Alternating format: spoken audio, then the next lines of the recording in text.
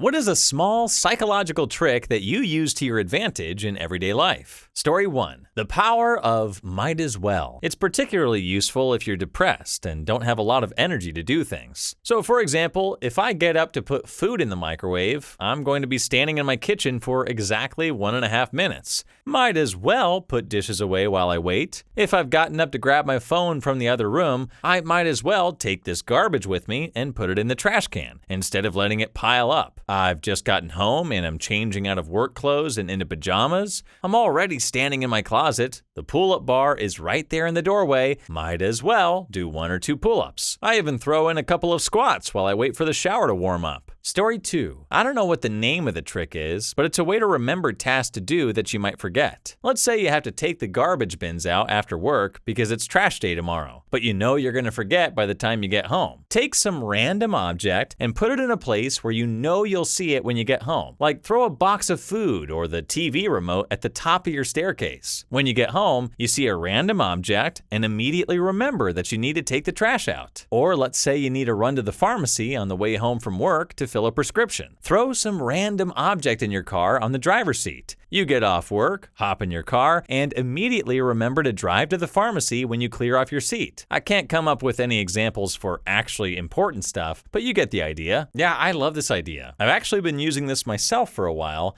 and I too don't know if there's a name for this trick or where I originally heard about it, but it really does work. I like to do this before bed if I need to remember to do something in the morning and I'm afraid I'll forget after a full night's sleep. So I'll put something like a book on the floor by my bed in an obviously out of place location, and then by morning time, if I haven't remembered already, seeing the book will pop the thought right into my mind. Great tip. Thanks for sharing. Story 3. This won't be applicable to everyone, but as a sysadmin, I've learned years ago that for career advancement, it's much better to be visible to the rest of the company than 100% on top of things and mostly invisible. I will occasionally let something go wrong that I could have prevented because I knew it was coming and have the fix ready immediately. You look like a hero for fixing things so quickly, and management loves you. You have to space it out though. You don't want things going wrong so regularly that they start to question why things break. You also don't want things never going wrong so they wonder why they even have you in the budget. Story 4. How? I got this one from a negotiating book by Chris Voss, former FBI hostage negotiator. Lots of parallels for parenting young kids. How can we go to the playground if you don't put your shoes on? How can we put dessert on our plates when there are vegetables in the way? How can you have fun tomorrow if you don't go to bed? It flips the scripts on my kids. Instead of giving orders, I'm trying to help them get what they want by having them do what I want and asking them for the solution. Yeah, they can get smart and give chippy answers, but you just keep asking them how. Yeah, what a fantastic approach to parenting and negotiation. By asking how questions, you're encouraging your children to think critically and find solutions while still guiding them towards the desired outcome. It's a great way to empower kids to feel more in control of their decisions and to develop problem-solving skills. Plus, it helps create a more collaborative atmosphere instead of just giving orders. I'm impressed by the effectiveness of this method and its adaptability to various situations. It's definitely something I'll keep in mind for future interactions, not just with kids, but with people in general. Story 5. Being nice really does make life better. I had to get a cortisone shot in my shoulder. I needed it immediately as I was in a lot of pain. Went to the ER, the doctor was cranky and told me I should have made a doctor's appointment. I told him I tried, but my appointment was too far away and I was in pain now. He told me I should have gone to the walk-in clinic, and I told him they told me to go to ER. He huffed and puffed because he was overworked and annoyed. I apologized for not knowing any other options, and then the unexpected happened. He grumbled, and then he gave me my shot. I thanked him. Then I said, my grandmother would have said, today you got another jewel in your crown. Finally, he softened and smiled. Then he sympathized with my situation and said he was sorry I was given the runaround. I could have gotten mad, but instead, I was nice to him, and he helped me. It made the whole situation so much better. By the way, my shoulder feels much better. Story 6. Choice paralysis destroys people and renders them unable to do anything. It's far easier to make a choice between 2 options than every option. So don't give them every option. Change from open-ended questions to multiple choice. Do you want to do this this or do you want to do that? Instead of, what do you want to do? I'm thinking of watching this or watching that tonight. Instead of, what do you want to watch this evening? Works on yourself pretty well too. Are you going to start cleaning the house by vacuuming or taking out the trash? Leads you to make a decision. And look at that, you've already done something. Mental momentum is a serious thing. It's easier to do things if you're already doing something. So instead of confronting the grand tapestry of things you can do, pick two at random and force yourself to choose one. You'd be surprised how quickly you do the second thing as well after completing the first, because you're already working. So why not keep working? Story 7. The most applicable thing I learned from doing sales for a few years is the upfront contract. I use it all the time. Basically, get an agreement from whoever you're talking to that they'll do something if you do something before you do that something. Makes everyone way happier. Super common example. You have a roommate or SO who you live with. The common bathroom and kitchen both need cleaning. How most people do it. 1. Clean the bathroom. 2. Approach SO/roommate and say, hey, I just cleaned the bathroom, but the kitchen is still really dirty. Can you clean that? Your roommate or SO will often hate this. They feel like they're being told to do something that they had no say in, which builds resentment. They will often think things like, the kitchen was way dirtier than the bathroom. You took the easy part. Or, the kitchen isn't even that dirty, and I'm in the middle of something. What a nag you are. With an upfront contract. 1. Approach SO/roommate and say, hey, the kitchen and bathroom are dirty. If I clean one, will you clean the other? 2. Reach an agreement before acting. Make sure they explicitly agree to do their end. Should be easy, unless they're a jerk, in which case you have bigger problems. And 3. Clean what you agreed to clean. With this approach, they'll feel like they had input on the plan, and even like you're offering a favor by letting them choose which one to clean. Now, if you have to remind them about it, they'll feel more guilt over not holding up their end of the bargain, rather than you coming off as a nag. This makes a huge difference, and if you think about it, is much fairer than option 1. Yeah, I really appreciate this strategy for approaching tasks with roommates or significant others. The upfront contract method seems like a more effective and fair way to handle shared responsibilities. By negotiating the tasks beforehand, you create a sense of partnership and avoid potential resentment or arguments. I think it encourages open communication and promotes a cooperative environment, which is essential for maintaining positive relationships. I can see this being helpful in various kinds of situations, both personal and professional. Story 8. I shop for records and video games at flea markets, and such a lot, and a useful trick I use is that I've invented a fictional person on whose behalf I am acting. It's pretty useful to be able to pretend I know less about stuff than I actually do, and it can be a great shortcut to get out of a situation where their asking price is completely insane, for example, and I don't want to get bogged down fruitlessly haggling. I tell them, okay, let me text my friend, and walk off tapping at my phone for a while. Story 9. When something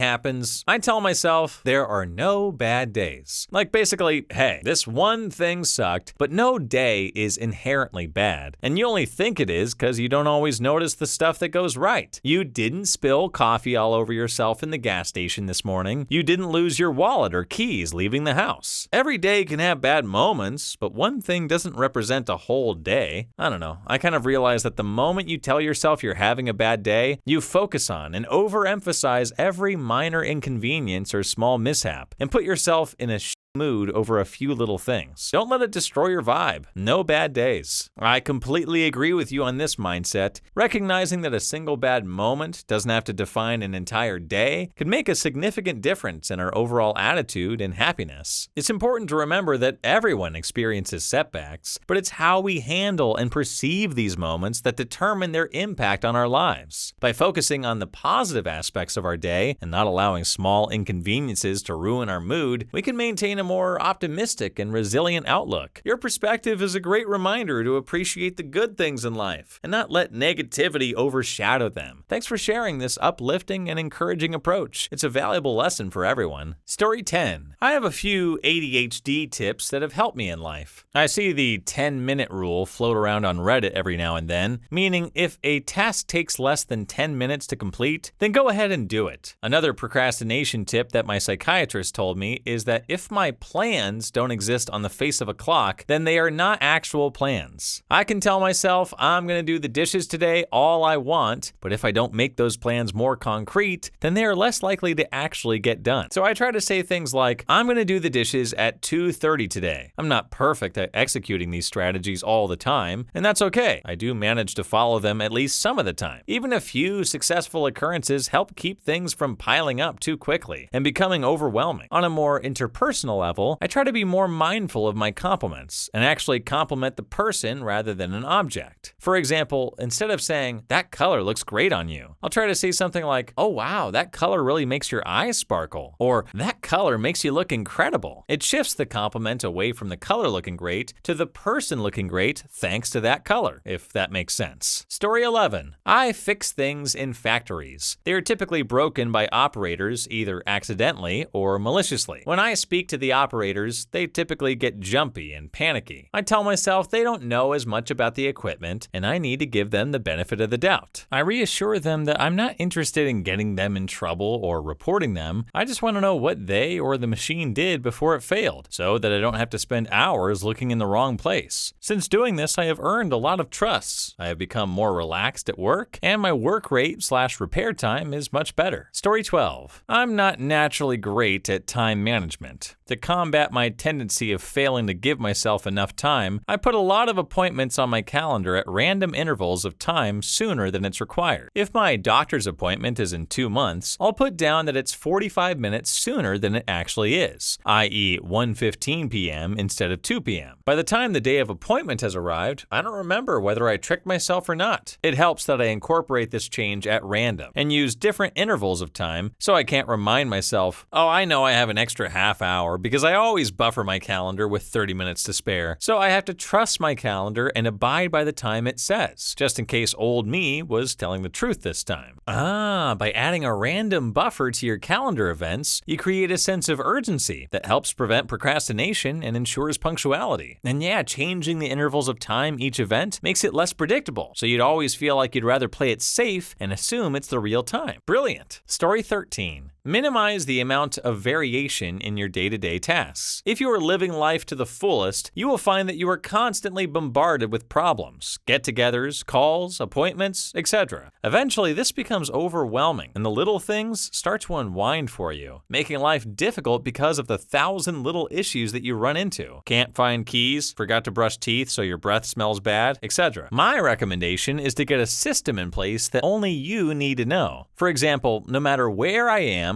when I stand up, I do a pat down. Keys, phone, wallet, good to go. Get out of the shower, brush your teeth. Never forget. Little stuff like this over the long term leads to so much less small level stresses, which allows you to take on so much more responsibility, ultimately helping others. Yeah, that makes a lot of sense to help reduce the amount of disruption in your daily life. I like that idea of always doing a pat down whenever you stand up. That's a good way to ensure that you're not leaving anything behind and that you're always prepared. Story 14. I use these at work all the time. 1. When you want someone to respond to a whole bunch of things in an email, number the items. That way, when they respond to only a couple items, you can say, please also give a response to items number 4, 7, and 9. 2. If you want a meeting with someone, suggest a time and place. They are more likely to respond to you than to come up with a meeting themselves. This was great when I was in sales and trying to get a meeting with a prospective new client. Sometimes I'd even send them a meeting invitation and say, please suggest a different time or day if this doesn't work with your schedule. 3. If you need information from someone to make your deadline, but you aren't getting the info you need, tell them you can't meet your deadline if you don't get it by a certain date. Then that date becomes a deadline for them. I need those markups by Tuesday if I'm going to have enough time to finish by the May 13th due date. This works really well if the boss or client is also on the email. Just make sure it's organic and doesn't appear you copied their boss just to be a jerk. Also, don't do this to your own coworkers. What these all come down to is being specific when communicating with people. You can't rely on people to put your needs ahead of their own, so you need to make your needs a part of their needs. I'm an engineer and I work with architects and other engineers often.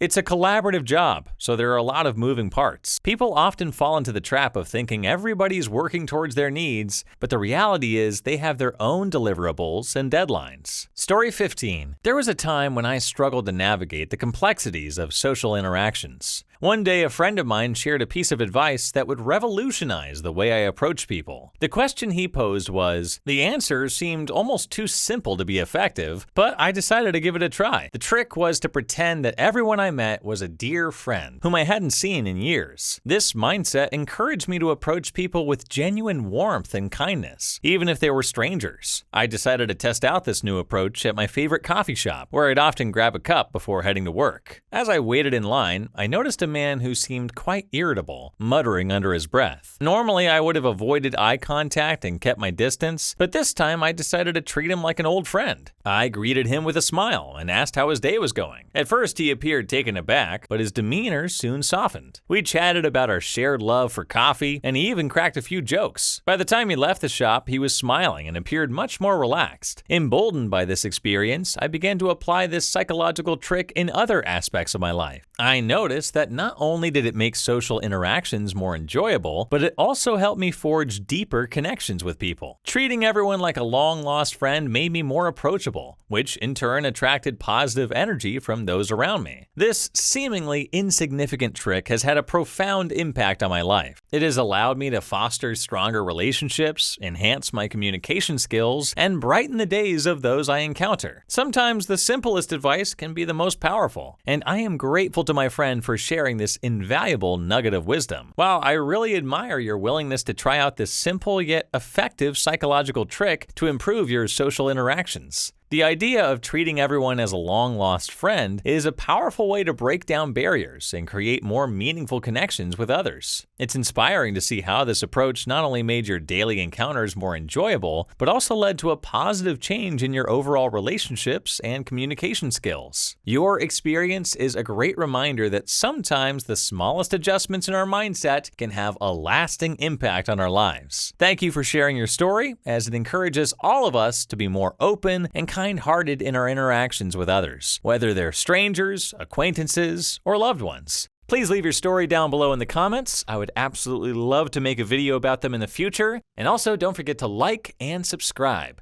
And until next time, peace.